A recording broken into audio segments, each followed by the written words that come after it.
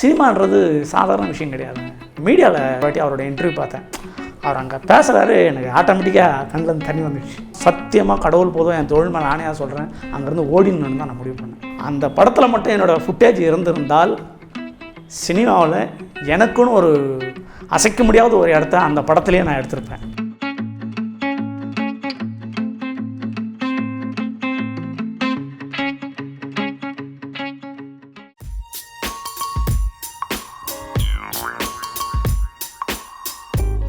எனக்கு இது first time. ஒரு பக்கம் பிரகாஷ் ராஜ் சார் அவர்லாம் ஸ்க்ரீனில் பார்த்தாலே அவர் பேசும்போது அலறுவோம் அப்படின்னு அவர்.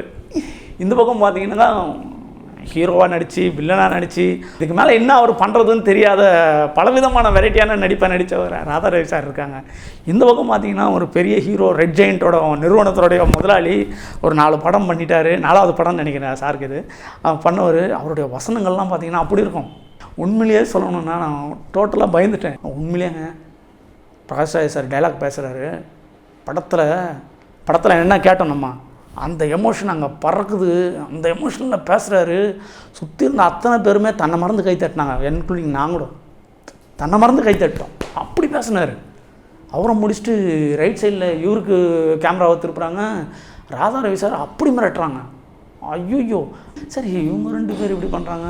சார்து பார்த்தாக்கா அவர் எமோஷனலாக அந்த ஏழ்மையை பற்றியும் ஏழைகளை பற்றியும் அவங்களுக்கான அந்த இந்த சொசைட்டியில் இருக்கக்கூடிய அவங்களுடைய உரிமைகள் ஏன் மறுக்கப்பட்டதுன்ற மாதிரி விஷயம்லாம் அவர் எடுத்து பேசும்போது தான் சத்தியமாக கடவுள் போதும், என் தொழில் மேலே ஆணையாக சொல்கிறேன், அங்கேருந்து ஓடினு தான் நான் முடிவு பண்ணேன். திடீர்னு பார்த்தீங்கன்னாக்கா சார் ரிஷி நீங்கள் ரெடியா அப்படின்ட்டாரு. எனக்கு கப்படாக வச்சு இல்லைடா அது சார் ரெடியான்னு கேட்டார்.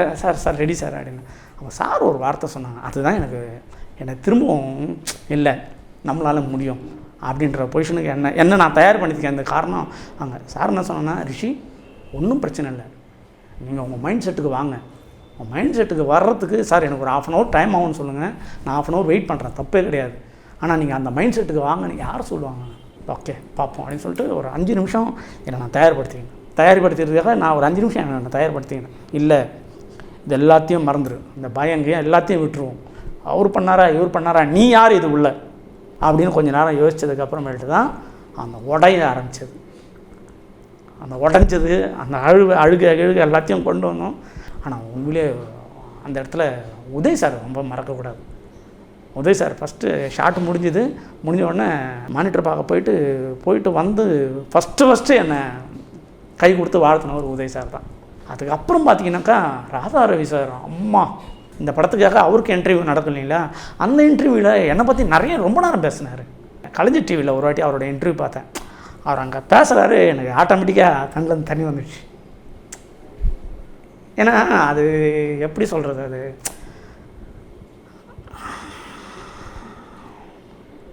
அவர்லாம் எவ்வளோ பண்ணிட்டார், பெரிய ஜாம்பவான் அவர் அவருக்குன்னு ஒரு சபை, அந்த சபையை அவரை உட்கார வச்சுருக்காங்க.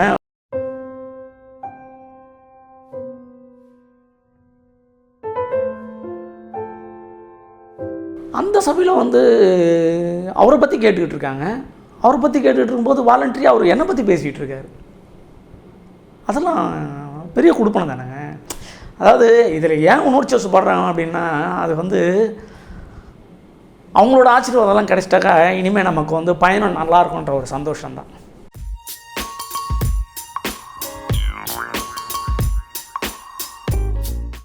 நான் எங்கேயும் வெளியே இருந்தெல்லாம் வந்தவன் கிடையாது.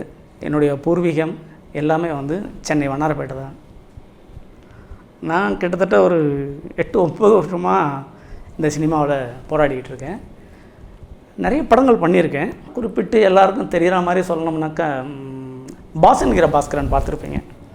அதில் ஒரு நைட் எஃபெக்டில் நயன்தாரா ஒண்டியாக தனியாக பஸ் ஸ்டாண்டில் உட்காந்துருப்பாங்க. ஒரு பைத்தியக்காரன் வருவான், பைத்தியக்காரன் மிரட்டுவான் அவங்கள, அது மிரட்டுவான், இவர் வருவார். அந்த கதாபாத்திரம் பண்ணது அது எல்லாருக்கும் ஃபேவரட். அதுக்கப்புறமேல்ட்டு பார்த்திங்கனாக்கா எனக்கு பெரிய வாய்ப்புன்றது எனக்கு பெருசாக இந்த மாதிரி ஒரு பெரிய கன்சர்ன்லேயோ ஒரு பெரிய டைரக்டரு ஒரு பெரிய ஆர்டிஸ்ட்டு அவங்க காம்பினேஷனில் அதுக்கப்புறமேல்ட்டு படங்கள் கிடைக்காம ஒரு பெரிய கேப் இருந்துக்கிட்டு இருந்தது. இடையில ஒரு பெரிய ஆஃபர் கிடைச்சது. இல்லை கிடைக்கலன்னு சொல்லக்கூடாது, கிடைச்சிது. அதாவது மிஷ்கின் சார் கூட ஒரு படம் பண்ணேன், நந்தலாலா. அந்த படத்தில் வந்து என்னுடைய ஃபுட்டேஜ் இல்லாமல் போயிடுச்சு. அந்த படத்தில் மட்டும் என்னோடய ஃபுட்டேஜ் இருந்திருந்தால் சினிமாவில் எனக்குன்னு ஒரு அசைக்க முடியாத ஒரு இடத்த அந்த படத்துலேயே நான் எடுத்திருப்பேன். அதுக்கப்புறம் படத்தில் அது இல்லாமல் போயிடுச்சு. திரும்பவும் பழையபடி போராட்டங்கள் ஆரம்பிச்சிடுச்சு. அதுக்கப்புறமேல்ட்டு தான் அந்த மூடர் கூடம் இடையில படங்கள் பண்ணேன். ஆனால் அதெல்லாம் வந்து அப்படி அப்படியே பாதியில் நின்றுச்சு.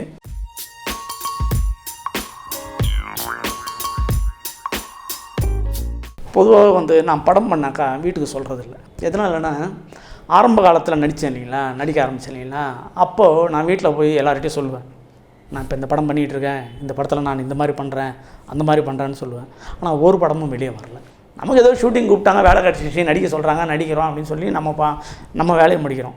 நம்ம அந்த ஆரம்ப கால அந்த ஆசைகள் என்ன பண்ணுவோம், வீட்டில் போய் பகிர்ந்துக்குவோம். நான் இந்த மாதிரி இந்த படம் பண்ணிகிட்ருக்கேன், இப்போ இந்த படத்தில் இந்த மாதிரியான ஒரு கேரக்டர் பண்ணுறேன் அப்படின்னு. கடைசியில் வரலன்னொடனே திரும்ப சொல்லி அவங்களுக்கும் சீப் ஒன்று ஆகிடுச்சு, எனக்கும் இதுக்கு மேலேயும் சொல்லி அசிங்கம் பண்ண மாட்டுற மாதிரி ஆகிப்போச்சு. அதனால் என்னென்னா, நான் சொல்கிறது கிடையாது. பெரிய படங்களில் பண்ணாலும் கூட சில நேரத்தில் ஃபுட்டேஜ்னு ஒன்று இருக்குது, படத்துக்கு தேவையான அளவுக்கு தான் வச்சுக்க முடியும். அப்படின்னும் போது அந்த ஃபைனலிஸ்ட் பண்ணுறதுல சில படங்களில் நான் காணாமல் போயிருக்கேன். ஆனால் இந்த படத்தில் வந்து ஃபுட்டேஜில் போகாதுன்ற நம்பிக்கை இருந்தாலும் கூட அவங்க திடீர்னு பார்க்கட்டும் என்ன சொல்கிறாங்க அப்படின்ட்டு இருந்தேன். அதே மாதிரி படம் ரிலீஸ் ஆச்சு. ரிலீஸ் ஆனவுடனே எங்கள் அண்ணன் பார்த்துருக்காப்புல, நல்லா இருந்தது, ஏன் வீட்டில் சொல்ல இந்த மாதிரி பண்ண அப்படின்னு. எங்கள் அம்மா பார்க்கணும் அப்படின்னு சொல்லிட்டு ஒரு வாட்டி அம்மா கூட உட்காந்து பார்த்தேன். அது அந்த சீன் வரும்போது நான் எங்கள் அம்மாவை தான் பார்த்துக்கிட்டு இருக்கேன். அவங்க உண்மையிலேயே அந்த பெத்த மனசு ஸ்க்ரீனில் பார்க்கும்போது கண்ணிலேருந்து தண்ணி ஊற்றிக்கிட்டே இருக்குது அவங்களுக்கு. ஸ்க்ரீனில் என்ன பார்க்குறாங்க, நான் நடிச்சிக்கிட்டு இருக்கேன், ஸ்க்ரீனில் ஓடிக்கிட்டு இருக்குது, அவங்க பாட்டுன்னு அழுதுகிட்டே இருக்காங்க. நான் எதுவுமே அவங்கள டிஸ்டர்ப் பண்ணல, கம்முன்னு உட்காந்துருந்தேன் கடைசி வரைக்கும். அப்படியே பார்த்துட்டு அப்புறமேட்டு நல்லா இருக்குடா, ஸ்க்ரீனில் நல்லா நடிச்சிருக்குடா அப்படின்னு அவங்களால அவ்வளோதான் சொல்ல முடிஞ்சது. அப்படி இருந்தது அந்த விஷயம்.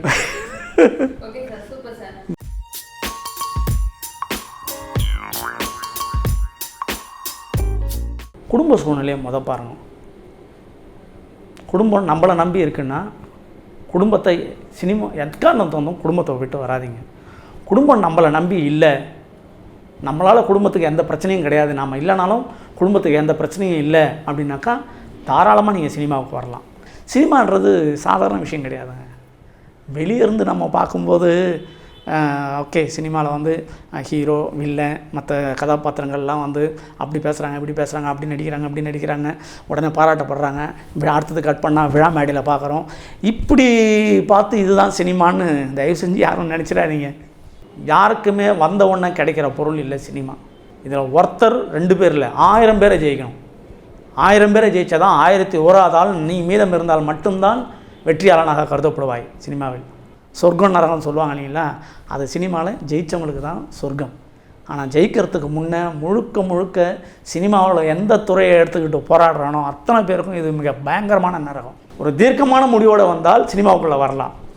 2வது, தன்னை நம்பி மனைவி குழந்தைங்க இல்லை தாய் தகப்பன் அவங்க இருக்கிறாங்கன்னா தயவு செஞ்சு அவங்கள விட்டுட்டு சினிமாவுக்கு வந்துடாதீங்க. ஏன்னா அவங்க என்றைக்காவது ஒரு நாள் பசியாலேயோ தேவைக்காகவோ இல்லை ஏதோ ஒரு காரணத்துக்கு இவன் இருந்து நமக்கு செய்ய முடியாமல் எங்கே போய் இருக்கானு நினச்சி ஒரு சொட்டு கண்ணீர் வந்துட்டால் சினிமா மட்டும் இல்லை எதுவுமே நமக்கு கிடைக்காது.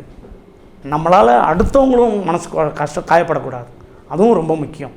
தன்னோட குடும்பத்தை மட்டும்தான் நான் சொன்னேன், குடும்பம் மட்டும் இல்லை, பொதுவாகவே நம்மளால் யாரும் காயப்படாமல் சினிமாவுக்குள்ளே இருந்துக்கணும். உண்மையாக விசுவாசத்தோட இந்த பிரச்சனைகள் போராட்டங்கள் இது எல்லாத்தையும் வந்து ஒரு பெருசாக எடுத்துக்காமல் அதுக்காகவே வாழ்வோ சாவோ அதிலே இருப்போன்ட்டு கடைசி வரைக்கும் முயற்சி பண்ணி ஜெயிச்சிட்டால் சினிமா இத்தனை வருஷம் நீங்கள் இழந்தது எல்லாத்தையும் ஒரு நைட்லேயே கொடுத்துருவோம்.